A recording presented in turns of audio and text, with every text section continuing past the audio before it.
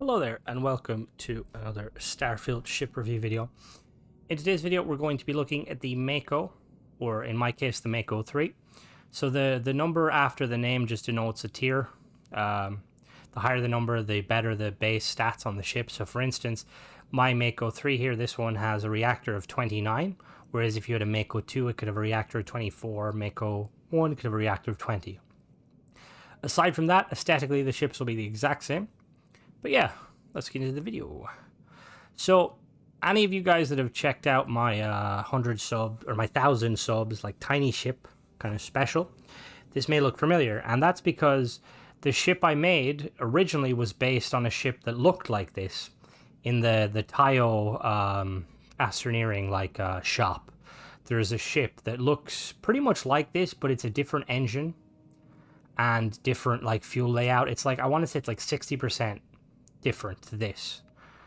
So when I initially made the other ship, which if you guys want to check it out, it's a kind of my interpretation on the ship. It looks more like Tayo friendly. But yeah, anyway, we're not talking about that ship, we're talking about this ship. So this is the Mako, which makes sense in naming of Tayo vessels. They're all either water creatures usually, but not always.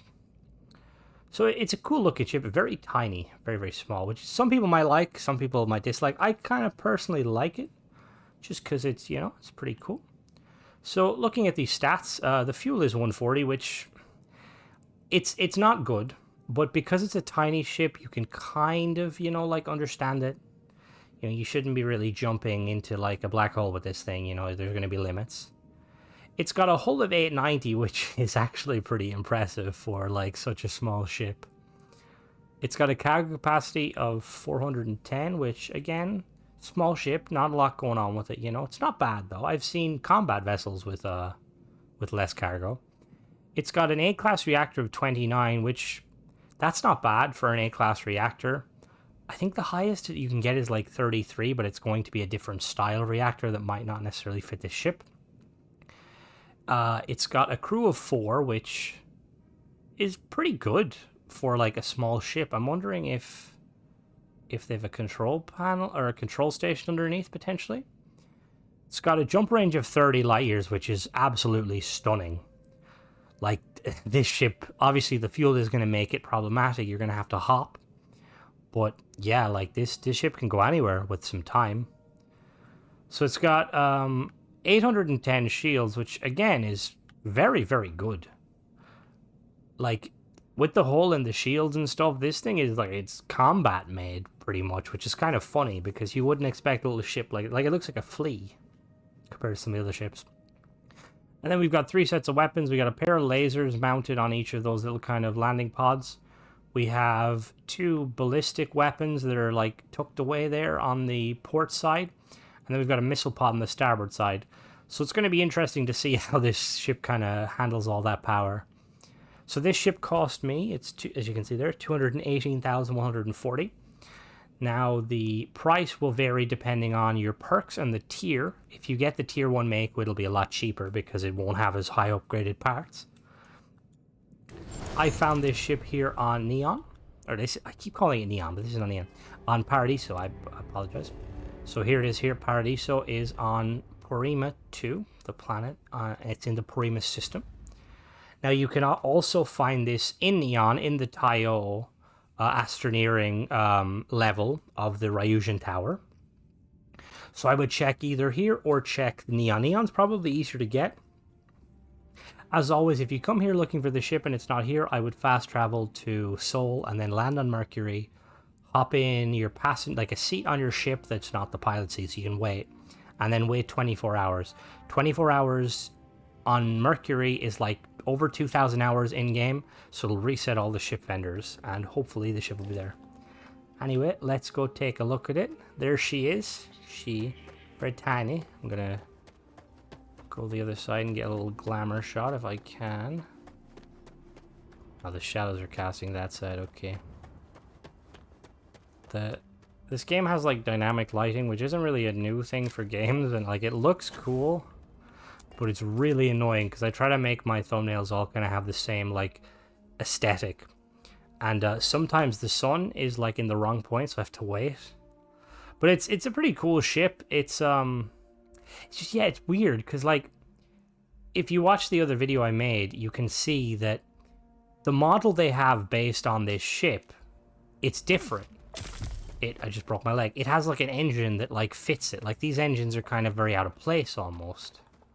Anyway, so we enter through the back. We've got the Tayo cargo bay, which is pretty nice. One thing of note though is there's no first aid kit. Tayo apparently were like, nah, you don't need first aid kit. If you can buy a Tayo vessel, you can probably buy a hospital. Okay, so we have a control station, which is really, really cool to have. Yes? So You need something? we've got the docking port back there, and we've got this control station for the queue, which is really nice to see on it, especially on a ship this small. Good job, whoever built this ship. And then if we go up here, we just have a little 1x1 storage room that leads to the cockpit. Look at that view. That's a nice view. The Tayo cockpits look amazing. They look very like sleek and luxurious.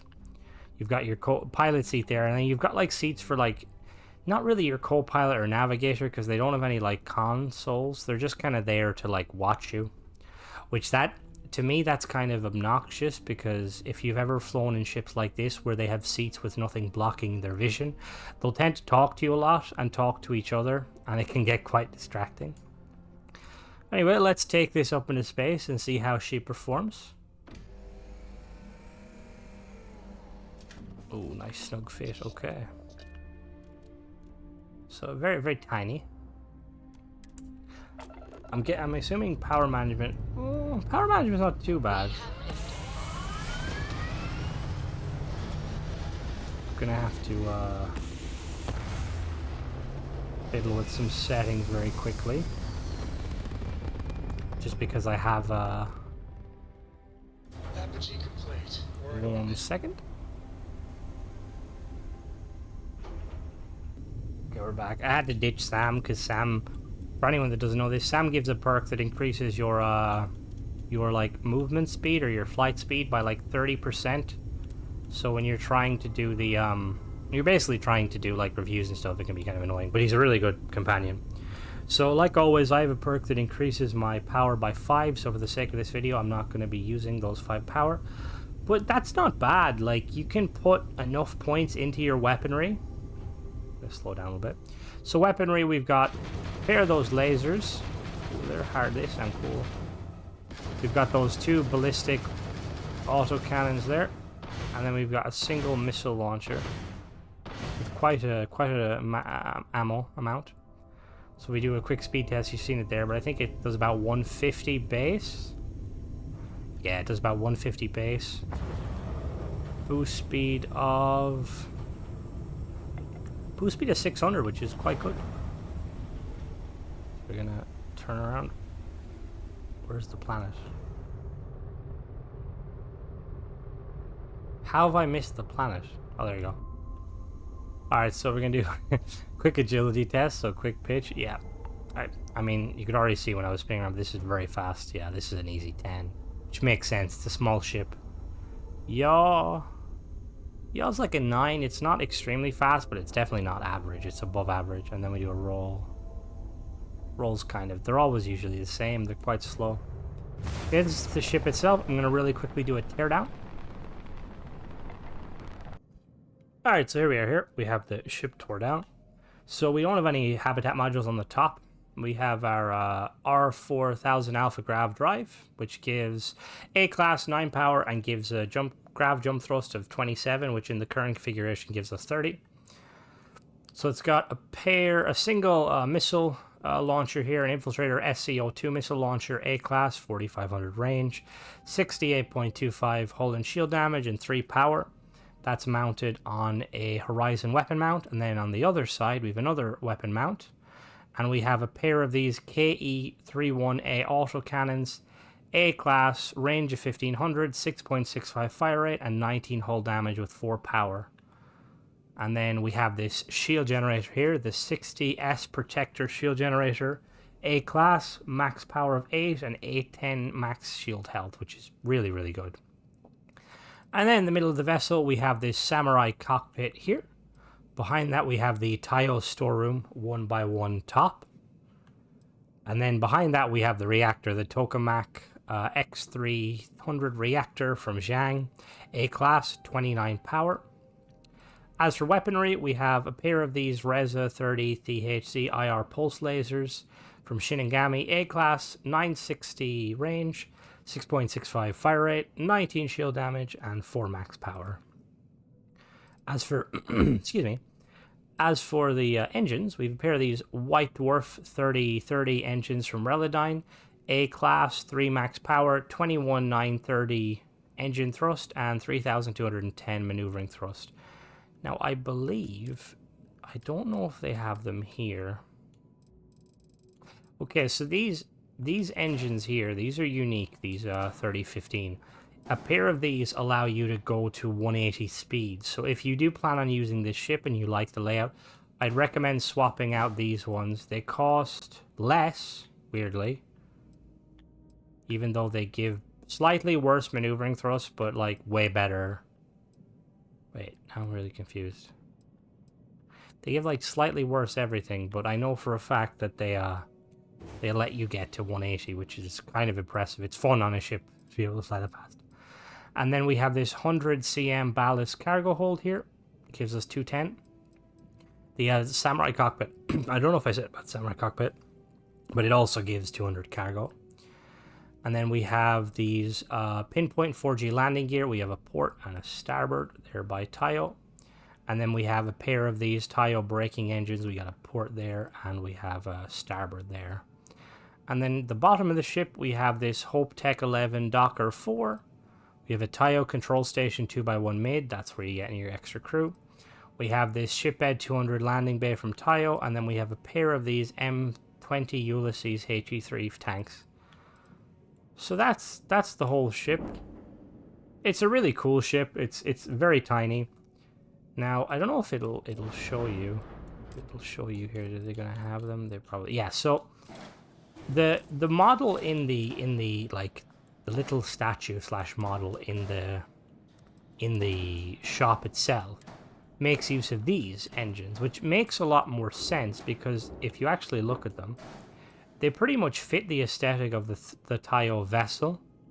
So I don't know why they decided to basically, they had the model, they made the model tiny so they could, you know, make it into a statue, but then they like made a different version. I don't know. But if you do, like I said before, I'm kind of plugging my video, I apologize, but if you want a version of this ship that's more like aesthetically pleasing and with engines and stuff and a little bit of hidden storage, check out my other video. It's the 1,000 subscriber special, my tiny ship. But aside from that, yeah, as always, thanks for watching. Let me know what you guys think of the ship. Have you flown it? What's your opinion on like the small ships versus large ships? Like I know initially I would really like the big ships, but now I've personally started to fly smaller ships because it's more fun. It's like a lot more, you know, you feel more like a kind of just a normal person, you know, landing your little rickety old tiny vet. Well, not old, but yeah. But if you're interested in this sort of content, don't forget to subscribe if you want, because I do a lot of these sort of reviews, and as also check out the reviews I have done. I've got a lot more coming, but thanks for watching, guys.